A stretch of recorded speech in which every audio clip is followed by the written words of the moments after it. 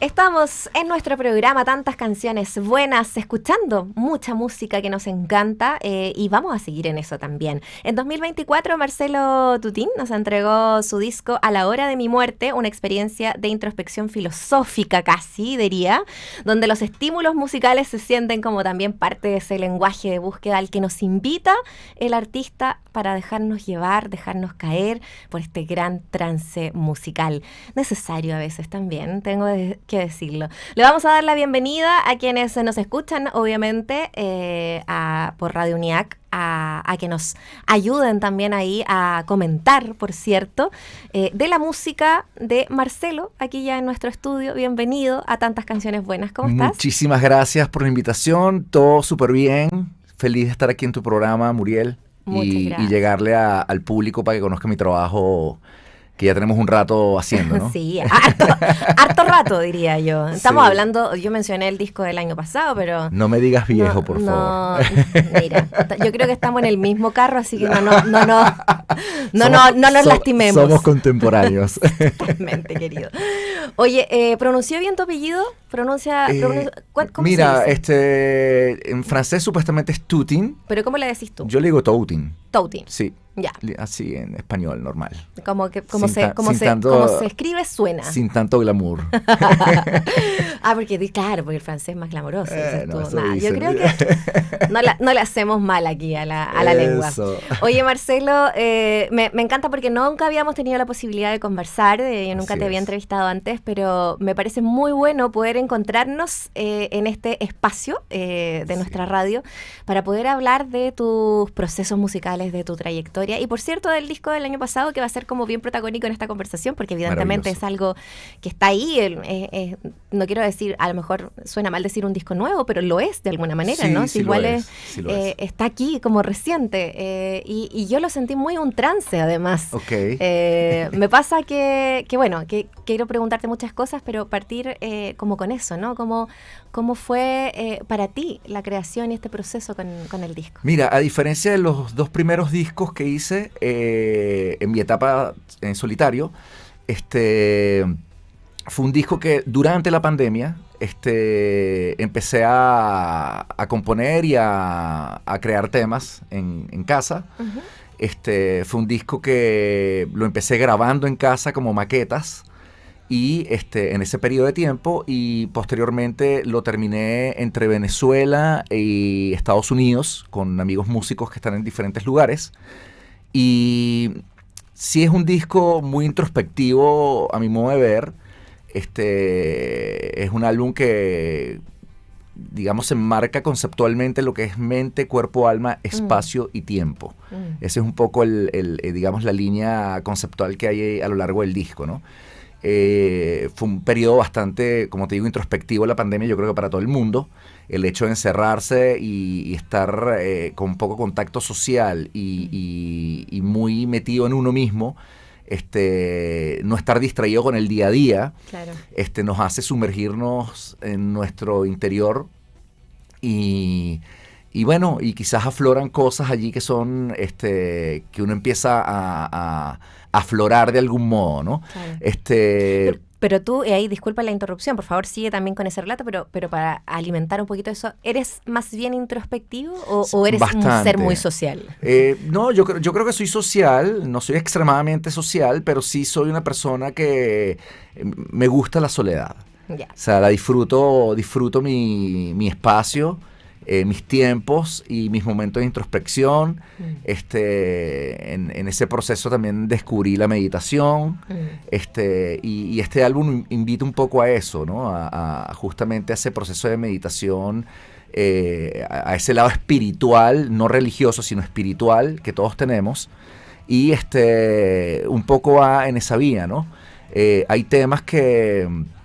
El que le da título al disco, por lo menos, que se llama La hora de mi muerte, es un álbum, es una canción que se pasea un poco como una especie de autorretrato, como sería el proceso de muerte, espiritualmente hablando, de mí. Uh-huh. También hay temas como Vibraciones, que claramente es una invitación a meditar, a conectarse con las energías positivas que todos tenemos.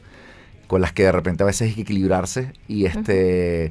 Y bueno, hay temas que como que te van paseando por todos esos aspectos, como te decía inicialmente, que se refieren a la mente, al cuerpo, al alma, al espacio y el tiempo. Un poco, por eso decía que es la línea conceptual del álbum. Claro. Sí. Me gusta mucho como de en líneas eso, porque además es súper amplio en modo de poder entender también qué es para ti el espacio-tiempo, qué es para ti la vida o la muerte. En este caso iremos a esos conceptos, pero me gusta mucho como desde algún punto tú te paras sin encasillar la música, ni encasillarte a ti mismo en la música. Eso ha sido una cosa que has mantenido durante lo largo de tu carrera también. Sí, o sea, yo creo que justamente a veces cuando se hablan de estilos musicales se colocan etiquetas, pero justamente, o cuando se hablan de ciertos temas, hay artistas que se enfocan más en temas de contenido social, por ejemplo, qué sé yo. En mi caso creo que más bien, por ejemplo, las letras tienen un carácter mucho más universal. Y aunque son introspectivas, justamente tiene todo un universo allí que justamente no lo encasilla en algo. Claro. Esa por lo menos es mi visión. Claro. Algunas bordean un poco cosas más abstractas también, totalmente. ¿no? Como que ¿qué palabra sirve también como estímulo, al igual que con la música, en el fondo, que como que estimula el oído también. Totalmente, y también de repente le puede hacer detonar o estimular, mejor dicho. Bueno, yo creo que sería una palabra al oyente de repente, que lo lleve hacia algún lugar donde a lo mejor no necesariamente es lo que yo quería expresar, pero sí le expande y le muestra de repente algo que no estaba viendo o que no percibía de una forma. Entonces como que cada quien también le va dando su propio lenguaje a eso que va escuchando. Totalmente. Entonces, oye, me encanta que podamos ir revisando de tus procesos, insisto, pero alimentémoslo con la música también. Esto es uno de los singles que también aparecieron dentro de los años previos, ¿no? Esto se llama Viene el tiempo de reír. Escuchamos aquí en Tantas Canciones Buenas a Marcelo Tautín, que está aquí en vivo a través del canal de YouTube y nuestra señal en vivo de Radio UNIAC. Lo que escuchabas es Viene el tiempo de reír de Marcelo Tautín, que es nuestro protagonista esta tarde en Tantas Canciones Buenas. A propósito también de poder escuchar de su trabajo, de sus proyectos y de su último álbum, que no habíamos comentado cuando salió. Esta es de hecho la primera vez que yo en lo personal converso contigo aquí al aire, independiente de que uno vaya siguiendo algunos temas que van saliendo como singles dentro de la música nacional. Pero lo tuyo es mucho más transversal, porque además tú eres un músico chileno-venezolano y yo he leído algunas cositas que tú has hablado en torno al tema del territorio que no te parecen tan... O yo la sentí como que no era tan relevante el tema geográfico, ¿no? Es más como vivir en lo musical y en el concepto que tú quieres generar, más allá de pensar quizás en territorios, pero ¿cuánto de aquello de tu biografía un poco más... viajera también va colándose también? O sea, evidentemente hay para mí ha sido muy importante bueno, primero el hecho de haber llegado a Venezuela yo muy pequeño, de 3 años, en épocas de dictadura en Chile. Mi familia emigró y bueno, a hacer la vida allá, ¿no? Vida de migrante. Y de desarraigo, como, perdón ahí la interrupción, porque no solamente la migración como la conocemos hoy día, que a veces pasa por más temas económicos, o sea, hay muchos tipos de migraciones, digo, ¿no? Y esta igual tenía mucha carga también de lo político también. Totalmente, y por supuesto también es como sentirse un inmigrante eternamente. O sea, porque llegas a un lugar donde no eres, aunque nos recibieron súper bien y todos los años que estuvimos allá, bueno, de hecho mis padres todavía están allá, y me sentí como en casa igual.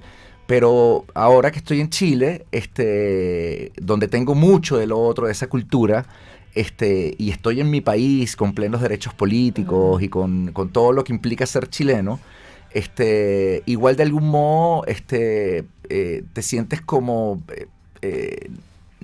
no plenamente en lo cultural, porque tienes que ir como que absorbiendo todo eso,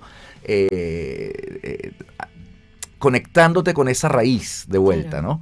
que en casa por lo menos nunca se perdió. En casa siempre nos inculcaron, o sea, desde la música, escuchar a Violeta Parra, a Isabel Ángel Parra, los Cuatro de Chile, que eran artistas. Mi padre también es guitarrista, hacía música y bueno, por los viejos siempre en casa hubo música de por estos lados.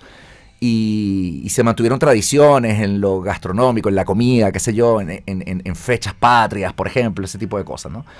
Pero es como ser un eterno migrante desde una perspectiva, pero desde otra, sí creo, justamente adentrándome en ese concepto más espiritual, que a mi modo de ver es más universal, en lo interior, tiene que ver un poco también con ese concepto quizás un poco budista de la muerte, ¿no? Que el alma nunca muere. Claro. Y que puedes quizás tener múltiples venidas a este plano a través de reencarnaciones, por ejemplo, ¿no? Claro. Entonces, quizás desde esa perspectiva no perteneces a un lugar específico. ¿Me explico? Entonces, claro, eso te permite quizás tener una visión un poco más universal del asunto y menos encasillada en cosas que son, obviamente, pertenecen a nuestro mundo, claro, que son administrativas, son políticas, que son burocráticas, claro, una serie de cosas, pero en el fondo somos entidades, claro, seres humanos y en un cuerpo, y todos somos vulnerables. Todos somos... Y el sentido de pertenencia se remira desde, claro, ese lugar, ¿no? Así como, claro, no pertenezco, mi sentido de pertenencia o de identidad no remite necesariamente a un país o a varios países. Totalmente. Desde lo burocrático, ¿no? Totalmente. Sino como, ¿a qué es mi hogar al final? Como esas preguntas. Claro, pero sin duda también existe lo otro, que es una realidad. Claro. O sea, sobre todo para mí es importante el hecho cultural. Es decir, el hecho de las costumbres, de los ritos que puedan tener en geografías determinadas, y el hecho de impregnarte de eso hace bien. Las costumbres que uno pueda tener y todo el cuento, los valores también que se puedan tener, y las experiencias, obviamente, ¿no? Evidentemente para no queriendo entrar en un tema meramente político, pero, o sea, por ejemplo, es complejo irte a otro país donde estás buscando mejor calidad de vida, prácticamente huyendo de una dictadura, en su momento mi familia, donde yo era muy pequeño, y ahora ocurre la inversa. Huyendo de otra dictadura, de otro formato, claro, de otra, digamos, quizás, donde no hay aproximación ideológica con la anterior, pero en el fondo igual es una dictadura. Pero las dictaduras son dictaduras. Claro, ¿entiendes? Entonces, y la persecución es persecución. Claro, entonces poco cuando vives esas experiencias, te permite quizás tener, yo no estoy diciendo que, pero por lo menos en mi caso siento que me da una visión un poco más amplia, y no cerrarte ante las cosas, porque es muy fácil plantarse desde un extremo y decir, no, que los del otro lado tal cosa, o viceversa, cuando en el fondo lo que vale realmente y prevalece justamente es la entidad y el ser humano. Sí. Bueno, ahí, por ejemplo, tu manera de escribir, revisando ahí como a discos más antiguos también, porque habíamos centrado un poquito en cómo fue tu proceso con este último, que es A la hora de mi muerte, que, insisto, todavía nos queda ese gran tema que podría dar para un solo programa, como es la muerte, y a propósito de lo cultural y los ritos, y nuestro paso también por eso. Pero claro, uno se va a tus discos anteriores y es muy interesante también como ver como ese planteamiento tuyo frente a la palabra también, ¿no? Claro. Como a lo que evoca, y siento que también va como en esta misma sintonía de lo que estás comentando, ¿no? Claro. Como cómo pasa, se atraviesa a través de la palabra. Yo creo que eso es muy bonito de poder recoger. ¿Sientas tú que hay como un hilo conductor también dentro de esos discos previos? Totalmente sí, y no era consciente. Ya. Es decir, yo creo que en este tercer disco empecé a ser consciente sobre letras de canciones que hice antes, que en su momento pensé que tenían un significado, pero posteriormente me di cuenta que tenían otro. Y empecé a reconocer que estaba hablando justamente de la introspección del alma y de la espiritualidad. Eso, de mucha espiritualidad, sí, también, sí, ahí como atravesando. Entonces ahora soy más consciente de eso. Mira. En su momento no lo era, sinceramente. Sería un mentiroso si lo digo. Entonces, pero y justamente también tiene que ver con el ser humano. O sea, vas exteriorizando las cosas a veces sin darte totalmente cuenta. No soy una persona que se siente a escribir, decir, mira, voy a escribir una canción que hable sobre la tarde, sobre el sol, como algo físico, como algo, digamos, literal, claro. Sino que más bien dejo que fluya y como en una especie de trance, por así decirlo, por darle algo, pero sí te sumerges en algo que te va guiando y cuando vienes a ver tienes una canción. Claro. Y cuando esa canción ya es como que dejáis que tu cerebro se dé vuelta ya a lo que salga, no a lo que fluya. Un poco como la corriente de la conciencia, un poco. Ni más ni menos. O de la supraconciencia. O de la supraconciencia. Sí, mira. Que aflore ahí. Ni más ni menos. Nos pusimos intensos. Nos pusimos filosóficos, pero chicos, de una manera impresionante. La muerte, ¿cómo entra ahí en esa reflexión? Mira, la muerte, o sea, yo creo que he tenido, como te digo, primero inconscientemente y después siendo un poco más consciente, aunque no tengo plena conciencia, sí tuve la oportunidad de conversar en algún momento con conversar o entrevistar. En algún momento trabajé en un canal de música que se llamaba Puma TV, del Puma José Luis Rodríguez. ¿Qué tal esa experiencia? Muy buena. Muchos años ahí y tal. En un canal de televisión y hablé con un lama. Tuve la oportunidad de hablar con un lama. Yo no conocí nada sobre budismo y no soy budista, pero sí me resuena mucho. He sido criado bajo la religión católica, aunque no soy practicante. Casi la mayoría, el porcentaje latinoamericano, todos hemos venido de la casa. Sí, pero sí me resuena un poco más, digamos, la filosofía budista, aunque, insisto, no me considero budista, pero los lamas supuestamente son considerados lamas porque tienen plena conciencia de sus vidas pasadas y del proceso entre una vida y otra.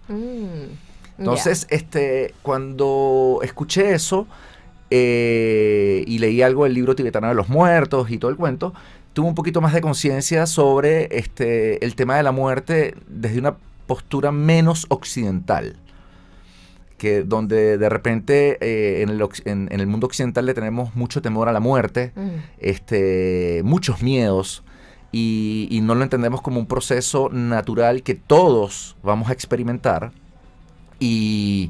Es que nos duele mucho y el dolor nos asusta y lo evitamos. Y sobre todo el tema del apego. El apego material y emocional. Entonces cuando uno empieza que lo tenemos todos a través del ego.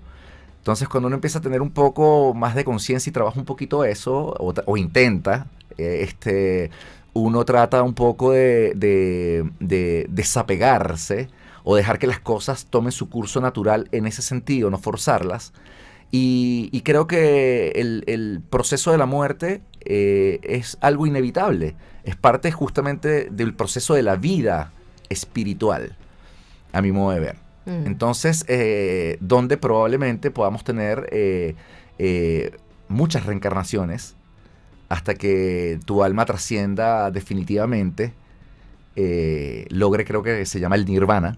¿Ya? Y y no vuelve. Te metiste pero de pleno ahí a ese estudio espiritual. Sí, entonces, o tratar de entenderlo. Claro. La verdad, no, insisto, yo no me considero ningún especialista en la materia. Soy una persona. Pero te hizo curiosa. sentido. Sí, totalmente. Y me imagino que igual, claro, tú decías, no era consciente de cómo buscaba o cómo escribía cosas como que eran mucho más reflexivas, filosóficas, espirituales antes, pero ahora sí. Y ahora sí, y vivir, por ejemplo, las muertes de personas cercanas o vivir los procesos y comprenderlos, empatizar también con estas cosas que nos pasan en el mundo. Es un disco, a la hora de mi muerte, hecho en pandemia, donde ese tema rondaba muchísimo, donde otras cosas suceden también en el camino. Escuchar canciones como Pescado o como Colgado, que son parte de este álbum, sí. Es muy interesante como hacer el clic también con todo ese estado de conciencia en el que estás hoy día también, pues, ¿no? Totalmente, sí, totalmente creo eso, y creo que tú acabas de decir una palabra, creo que podría recoger todo, que es muy reflexivo. O sea, en el fondo yo creo que es eso, es algo muy reflexivo, intuitivo, y por otro lado también creo que me hace feliz pensar que como músico o como artista, eso pueda generar algo de conciencia en otra persona y pueda de repente hacer que otro ser humano entre en una reflexión, en su propia reflexión, y eso ya para mí es totalmente satisfactorio. ¿Me explico? Entonces, o sea, no solamente quizás en este momento, como quizás en otros años, cuando empecé por allá a finales del 89, con mi primera banda hace muchos años, quizás te motivan otras cosas, eres más joven, quieres exposición, son otros los disparadores o los amortiguadores de hacer algo. En este caso, quizás para mí es más importante, está bien la exposición, eso está bueno, obviamente tratar de que la música llegue a la mayor cantidad de gente posible, eso está bueno, pero la motivación es justamente eso, la reflexión. Bueno. Eso me parece que es el principal valor ahora para mí. Oye, estamos conversando con Marcelo Tautín a propósito de sus canciones y queremos ir a escuchar aquello, seguir con este recorrido musical. Esto es Colgado, lo escuchas en Radio UNIAC en Tantas Canciones Buenas. Estamos en Tantas Canciones Buenas, así es, en Radio UNIAC. Ya estamos en la última patita de esta conversación con Marcelo Tautín, que estamos escuchando de su disco. Su último disco ha sido como el protagónico de esta oportunidad, porque creo que también resume muy bien lo que ha sido el camino del artista en esto, ¿no? No como una síntesis, sino como un viaje acumulado de lo que ha sido musicalmente. Estamos hablando de este disco del 2024, a la hora de mi muerte, pero me encantaría que la gente que nos escuche se motivara y escuchara toda tu discografía. Hay varios, por lo menos 3 discos ahí que además de otras cositas que tú has hecho a lo largo de tu trayectoria musical, que me parece que es muy interesante como ver esta cosa que hemos hablado de el tiempo, el espacio, el darse el tiempo, claro, también, ¿no? El reflexionar, el mirarse hacia adentro y que de ahí también encontramos otras cosas. Sí, quizás muchas respuestas para uno mismo, ¿no? O sea, claro, para cada quien el que lo haga. Sí, no, definitivamente yo creo que sí, este último disco compacta un poco ese concepto que, como decía anteriormente, quizás no era plenamente consciente, pero venía sucediendo con mi primer disco, que se titula Carne de Manzanas, y el segundo álbum que se llama El placer de estar aquí, correcto. Entonces, que igual también en lo técnico son discos distintos, porque Carne de Manzanas, si se toman el tiempo de irlo a escuchar, es un álbum que se grabó en estudio, pero totalmente en directo. O sea, la banda tocando en vivo como se grababa en los 60s. Cantan esas grabaciones. Sí, entonces, siento que hay mucho. Nada, es muy lindo también lo que produce también después todos los instrumentos separados. Claro. Sí, está todo muy bien, ¿no? Pero es como rica la sensación de escuchar a la banda tocando juntos. Totalmente, y además también es una fotografía única, claro, de ese momento en particular. Y y posteriormente el segundo álbum, La lectura del destino, El placer de estar aquí, es un disco ya mucho más producido, grabado de esa forma, los instrumentos cada separados y todo el cuento, y con una calidad de producción muy mayor, por así decirlo. Y el tercer disco es mucho más íntimo, porque, como lo decía, es un disco que grabé en casa prácticamente, grabé casi todos los instrumentos. Después mandé a Venezuela para que grabaran baterías Claudio Leoni, que es un gran baterista, Víctor Hugo Mendoza, que es un productor también muy conocido, hizo un trabajo de teclas, Daniela Morales grabó coros, posteriormente esto lo mandamos a Miami, a Pablo Estacio, que también es un gran músico muy conocido en Venezuela, que tiene un proyecto que se llama Bacalao Men, y bueno, Pablo hizo mezcla, hizo mastering de algunos temas junto con Juan Carlos Almao y grabó algunos coros también por ahí. Entonces fue un disco que como que se gestó en casa, Totalmente, y esas mismas bases de maquetas sirvieron y dieron pie como para que hiciéramos que el disco creciera y llegara... Como que fue pasando de mano en mano y que alguien aportaba un poquito más, echándole así algo a la olla ahí entre medio. Así fue, y también creo que trabajaron muy pocas personas. Claro. O sea, un álbum donde intervienen básicamente 5 personas más, además de mí. Claro. Y bueno, y ahí está el resultado. Y ahora estamos haciendo un trabajo que estamos haciendo temas nuevos, ¿ya? Que también exploran un poco esto, pero desde otra perspectiva. Y ¿Estás trabajando acá? Sí, en Chile. Y pretendo grabarlo acá en Chile. Y estoy trabajando con mi banda actual acá en Chile, o sea, como una banda. ¿Sí? Y el resultado me encanta, o sea, está sonando potente, sería la palabra. O sea, tiene un sonido muy sólido. Y que igual, ojo, que en todas hemos hablado mucho como de esta como intervención más introspectiva, filosófico, pero musicalmente tus canciones hay mucha cosa como de un pop psicodélico o de rock netamente que se siente así como esa influencia media ochentera también, de rock ochentero latinoamericano. Totalmente, o sea, indudablemente, y como te digo, y referencias a veces hasta cercanas, o sea, en mi periodo en Puma tuve la oportunidad de conocer a muchos artistas y entablar amistades con artistas que eran de algún modo personajes que para mí eran muy importantes, y el hecho de poder conectar con esa gente y conocerlos desde otra perspectiva, eso también es nutritivo. Totalmente. Y me pasó en Venezuela con bandas más establecidas como Zapato 3 o como Sentimiento Muerto o como Desorden Público, que son bandas muy establecidas con carreras de más de 40 años. Muy conocidas en el país, claro. Y me pasó en Chile, hicimos gira en algún momento con Los Tetas, en el 2001 en Venezuela. Tuve la oportunidad de hacer gira con Miguel y Claudio de Los Prisioneros. Y hicimos varias fechas en Venezuela y hay algún vínculo de amistad con Claudio de muchos años. Claro. Y con sus hijos también, con Daniel y con Juan Pablo, que tienen su banda que se llama Los Psiconautas, escúchenla. Sí.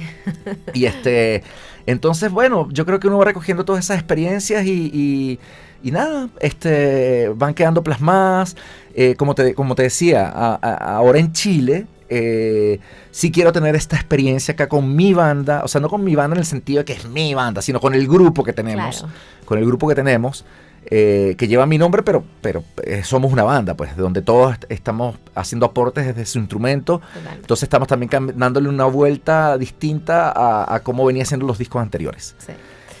Oye, está súper bueno. Queremos que cuando esté lo vengas a presentar por acá. Yo me imagino que ya será probablemente fin de año, ya para el otro. Sí. Son trabajos largos y hay que darles esos espacios también, el tiempo, como hablábamos. Marcelo, ha sido un gusto poder conversar contigo. Muchas gracias por compartir de tus procesos y de tu música aquí en Tantas Canciones Buenas de Radio UNIEC. Agradecido contigo, Muriel, de verdad, y me siento súper cómodo y una energía maravillosa y agradecido contigo y tu audiencia. Muchísimas gracias. Audiencia que puede volver a escuchar esta entrevista a través de nuestro canal de YouTube, que va a quedar alojada ahí. Puedes volver a la música también, por cierto. Vamos a estar subiendo también nuestros capítulos prontamente a Spotify para que también tu radio llegue a otras instancias. Y bueno, nos vamos a despedir con vibraciones. Ahí para entrar en esta cosa más trance que ya hablábamos al comienzo. Marcelo, nuevamente, muchas gracias. Gracias a ti. Muy amables.